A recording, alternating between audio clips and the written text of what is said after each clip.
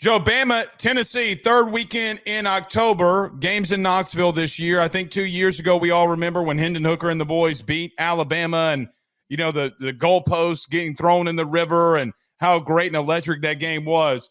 But this year feels a little bit different, obviously.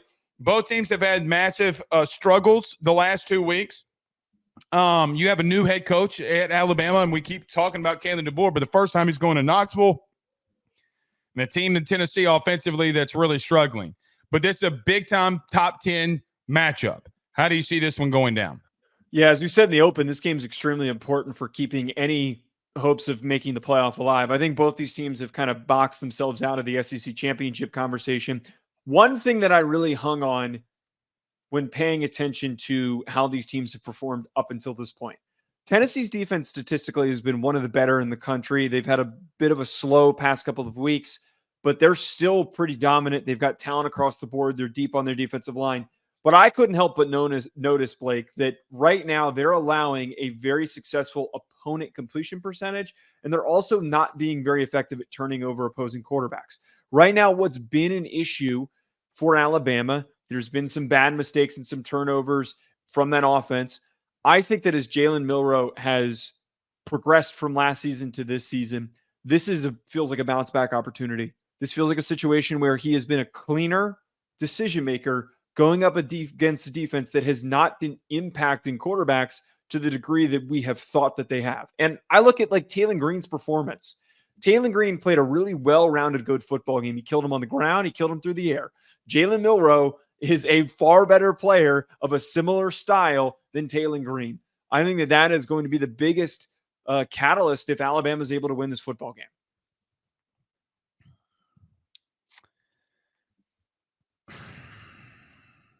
I'm having pause here because I'm done saying get right games for Bama. I'm done. Well, but the same could be said for Tennessee, which is what makes this fair. But at the same fair, both of them are having struggles. Okay, and playing.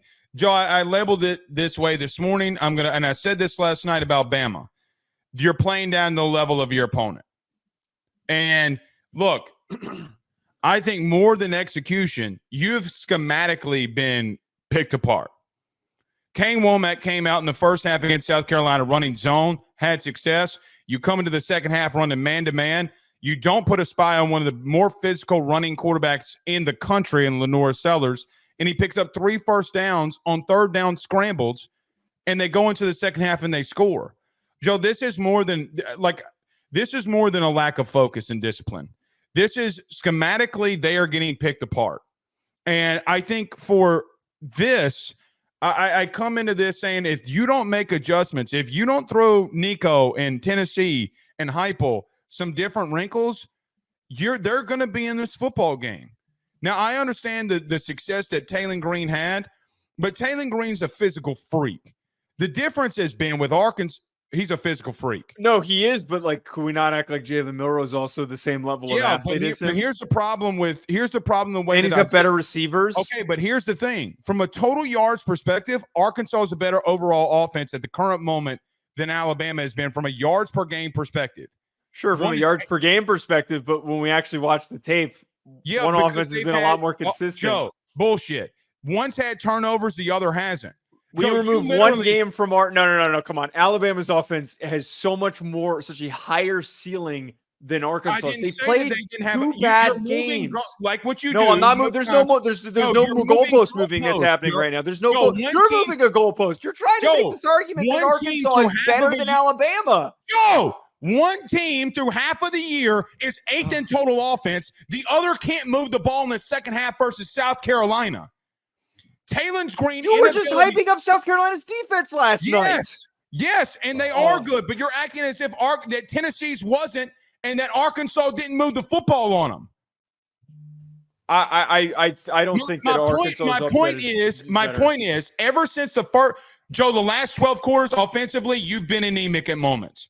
You've turned the football over 5 times. 5 times in the last 12 quarters. Jalen Milroe has 4 interceptions has 4 interceptions in the last 5 quarters. So if you want to throw at me that Taylon Green, who did not make mistakes, versus Milroe in the last 5 quarters, who, Joe, fumbled the football, threw 4 interceptions, 5 turnovers total in the last 5 quarters. How are you legitimately going to look at this and tell me that they have not taken a step back offensively after the second half versus Georgia? You cannot do that. One team didn't make turnovers, the other one did. You can say what you want, but reality is Jalen Milroe is making mistakes. Kalen DeBoer is making mistakes. This defensive system is not making adjustments, and they're also making mistakes. So the only thing that I'm trying to say about Bama is you're right. There have been situations where a very athletic quarterback in Taylon Green got put in a bubble against Tennessee, and he didn't make the critical mistakes, which was the point I was trying to make here. He didn't make the critical mistakes, and that's why they won the football game. But, Joe, if I would have told you, take Jalen Milroe out of it, if I would have told you that one quarterback in the SEC had 5 total turnovers in the last 8 quarters, you would have said that there's a massive issue here. You cannot ignore that. I literally said this yesterday, though. This has been my whole argument with Alabama, is that they still have the structure and the capability and the ceiling to be a really good football team, but they're playing sloppy, undisciplined football at the current moment. Their offensive line is missing assignments. They're not playing as aggressively and functionally as they possibly could. That's leading to Jalen Milroe seeing a ton of pressures. They're getting their asses kicked up front. That's what the bigger problem is. And I think that for what you just painted there provides bigger evidence, is that coming into the Tennessee game for Arkansas, Taylon Green was the worst quarterback statistically in the conference in terms of completion percentage. He was erratic as shit. Jalen Milroe has been better consistently throughout the season with a couple of bad games. Who's had the best last 8 quarters? Forget that. That's not what the argument is. You can't. It's not even the best 8 quarters. Taylon Green had one really good football game, and my whole argument here is that if Jalen Milroe is going through a rough stretch here, that's not as low as the start of the season for Taylon Green. He can play a lot better here. They're still 8th in the country in total offense, which means they got to be doing something right, and he's a big part of that. Joe, the God's honest truth is they're not making adjustments, coaching staff-wise. They're not. I've never disagreed with that. I mean, they're not. You got Jam Miller, who's running for damn near 10 yards a carry, and you're not handing off the football. They're trying to put Jalen Milroe in a box. There, I said it. They're putting Milroe in a box. You literally have a running back right now that's running for over 10 yards a carry, and you're not giving him the football. They are trying to be more than what they are. And I'm not trying to say to DeBoer, I still think he's a great offensive coach. Joe, you cannot do this against this Tennessee front 7. Now, I understand, and we'll talk about Tennessee in just a moment. You cannot do that against them. Joe, quite frankly, I will. Here's a hot take. This is the best front 7 that they've seen all year, without a doubt, in my opinion. D-line, linebacking play. Tennessee is one of the best defenses in sacks. They're one of the best. Better than South Carolina? I think Tennessee's better than South Carolina up front, yes. Okay. Because I think I would take James Pierce over Kennard, would be my argument. Yeah. Right? From a talent perspective, yes, I think that they are. Joe, you've had success running the football, and you constantly are trying to – Joe, think about this. They were up a touchdown, and there's 10 points or whatever it was. They're trying to throw the football all around, and Jam Miller's going off. Like, the part that I'm trying to make with Bama, everybody's trying to pinpoint where their issues have been. You know where I really think that their issues have been? Coaching staff. Like, why are you not lining up and running the football? I've never disagreed with that, and then that's been my whole conversation point, is that our expectation is for Alabama to always be an elite, consistent team. Inconsistency for me is not a concern because of the fact that this is the first year that Kalen DeBoer is coaching this team. He didn't recruit most of these guys, actually pretty much all of them, except for the guys that he brought in from Washington in the transfer portal. It's very odd trying to develop relationships with kids and for them to follow your lead to the exact degree that you want them to when you didn't recruit them. They're going to be inconsistent, but their ceiling, and I'll keep coming back to this, their ceiling is incredibly high. I agree with that. I can't help but look at the issues between these two teams and think that Alabama's are far more correctable than the ones that are happening for Tennessee right now. And to All right, jump, well, let me ask you a question. Yeah. Why haven't they been corrected then? I think that from that degree of what we've discussed is that it's a lot harder for a first-year head coach to come in and ID and get everybody in line of like, guys, we need to pay attention when this happens. We have to cut down on the penalties. When you have a complete roster again that you didn't recruit, it's a difficult task. That's a bad excuse, and let me tell you It's why. not a bad excuse. Yeah, Very rarely do first-year head coaches hit the ground running for reasons like this. You know why I think it's a bad excuse? Because you have a running back going for over 10 yards a carry, and you refuse to give him the football. That's a coaching decision. By the way, you're having success in zone coverage, and then you go away from it, and then you start getting picked apart, and you make no adjustments. That's not on the players. That's on the coaching staff. That 100% is on the staff. I wasn't blaming the players, though. I'm not blaming the players. I'm just trying to point that they're not locked in and not doing situations. No. I didn't say that the players weren't locked in. I'm just trying to point out that it requires time to develop chemistry and a level of commitment from your team. I'm not saying that the team's not committed, but to get your team on the same page as the coaching staff, there's a lot of moving pieces that are happening right now, and I think that there's too many of them for Kalen DeBoer to get in line. It's called not playing man-to-man coverage when zone's working. I mean, like, is it because it's Alabama that we can't? I'm not saying you specifically, but like the whole national media is doing this with Alabama, that like because they're having some typical first-year head coach issues, it's for some reason inexcusable. But when other coaches do it, it's fine. Like I don't get that. No, Joe, I mean, let's just be honest. The way that Kalen DeBoer coached down the stretch in the fourth quarter should have lost him the football game. I mean, no. I'm not going to excuse the simple nature of you're